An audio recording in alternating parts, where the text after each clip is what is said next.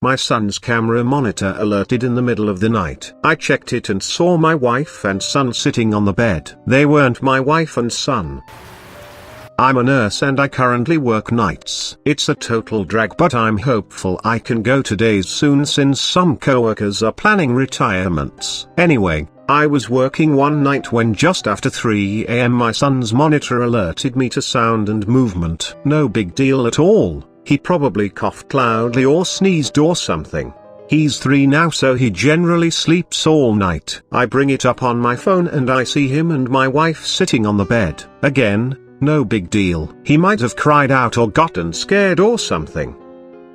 I was about to close the app when I noticed they were acting strange, almost creepy. And when I say almost creepy, I mean creepy as balls. They were sitting on the bed together, both of them just staring up at the camera with blank, emotionless stares. The night vision is black and white, so they had white, eerie-looking eyes. They didn't move at all aside from their visible breathing, they just sat there staring at the camera.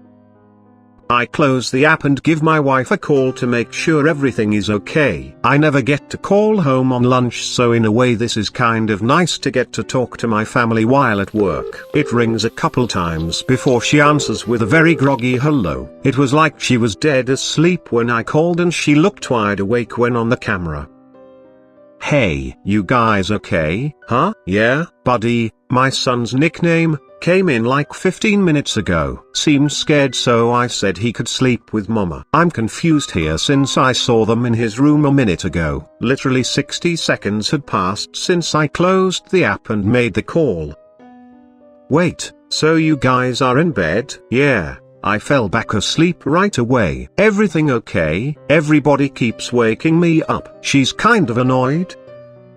"Hang on a second." I put her on speaker and bring up the app, hoping I don't see it. When the app loads, I get that pang of intense nervousness in my stomach that I haven't had in a long time, since I was a kid in school and realized while I was eating breakfast a paper or something was due that day and I hadn't done it. My heart leaps into my throat. My wife and son are sitting on his bed looking up at the camera, same emotionless stares.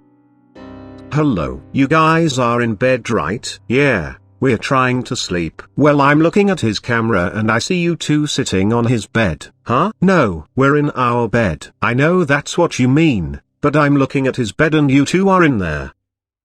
"Hang on," she says. She's quiet for a second while she brings up the camera on her phone. I hear this guttural, terrified gasp, like she had sucked all the air in the room into her lungs, filling them to capacity. I don't hear this kind of gasp from my wife often. Usually only when she's truly afraid, like during a jump scare in a movie or one time when we turned her back on our son for literally a second and he was down by the mailbox inches from the road. I hear rustling of sheets and the line goes dead. Of course now I'm absolutely terrified myself, so I immediately call back. It goes to voicemail, so I call again. I call again and again with no answer. Finally, after about 4 minutes, she calls me. I tell you that 4 minutes felt like 40 years. "Hey, what's happening?" I ask. She's absolutely hysterical and crying. I can't understand a word she says. "Stop, slow down for just a second," I say. She slows down enough to explain they are in the car and driving to her parents'. She looked at the camera and when she saw what was on it, she got up and grabbed our son and rushed downstairs and out the door. Didn't even close the garage. "Don't worry about it," I said. "I'll drive by when I get off and close it." We live in a generally safe neighborhood, so I'm not too concerned the door is up. "You will not go in there," she says. "Hell no," I return. "Why are we on the camera?" she asked. "Is it a recording?" "I don't know," I return. "I'm gonna keep watching it and see if there's anything I can tell." Do our code words with Buddy. We have code words because we're nerds. We've seen too many pod people and imposter movies, so we decided a long time ago to make code words with each other to be able to tell if one of us was an imposter. We have a couple code words, but we also have a 3-sentence story we recite together, each saying a different part alternately of each other. I hear her on the phone saying the things we taught our son. He giggles as he says them. He does every time we practice, since he thinks they're a joke and doesn't have any idea of the real meaning. We're both convinced he's our son. My wife then says our part and I'm convinced she's her. We made up these words as a complete joke to ourselves. I never once in my life ever imagined we'd actually need them. Unreal. She got to her parents safely and it was hard to hang up. I told her we'll figure it out in the morning. Hopefully just a glitch. She said she didn't think it was a glitch. When she was running out she had to run by our son's room and the door was open. There's a little flashing light on the back of the camera that indicates it's connected to the internet.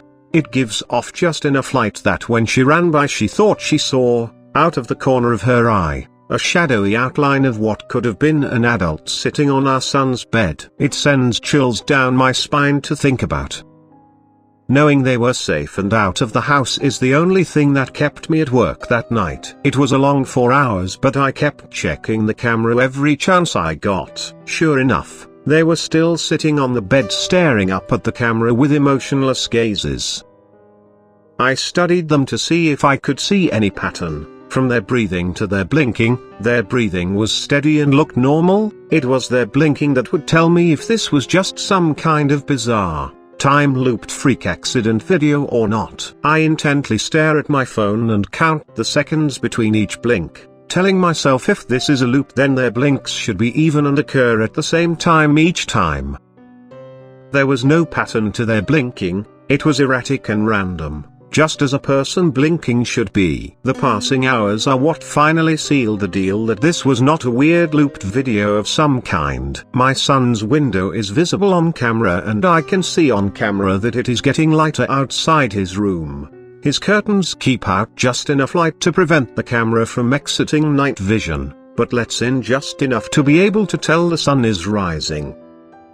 I tried to figure out what the hell I'm going to do before I leave work. Calling the police comes to mind, but I talk myself out of it. First of all, what am I supposed to say? Someone is in my house that looks like my wife but isn't. Worse yet, what if they are entities of some kind and the police do go over and it kills them or something? I decide to tell coworker about it. He's a firm believer in the paranormal and might have a suggestion. I show him the video and tell him the story. His initial response of "that's creepy as fuck" doesn't help much, but he says he wants to go over and check it out. He says we both should to see if not my wife will try and act like my wife. I tell him absolutely not and he says we should at least go to the house even if we don't go in. I agree on that since I wanted to close the garage. We got to my house and walked around the perimeter first. Not sure what we wanted to accomplish by that, but it felt like something we should do. The curtains were all drawn since nobody was there to open them in the morning, so we couldn't see anything. I went to close the garage and suddenly had this overwhelming urge to go inside and investigate. It was like I just had to know what was going on. So in we went.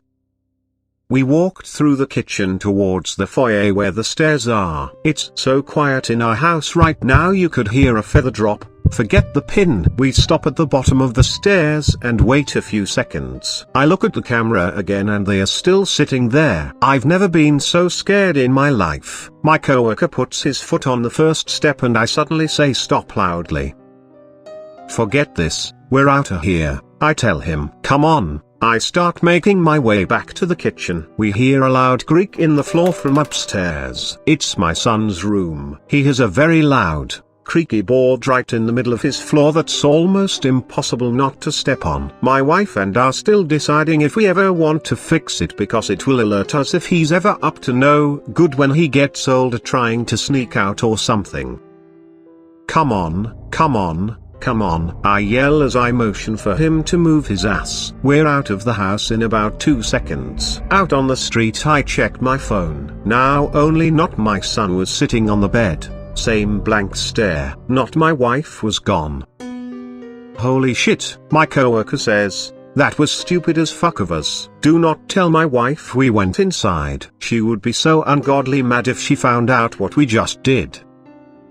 I use my garage door opener in my car to close the door. Before we leave I look at the camera again. Not my wife is back on the bed with not my son, both staring blankly up at the camera. blinking every few seconds. That was all about 4 days ago now. Not my wife and not my son are still sitting on the bed staring up at the camera. They haven't moved a millimeter. We obviously haven't gone back to our house. What do we do?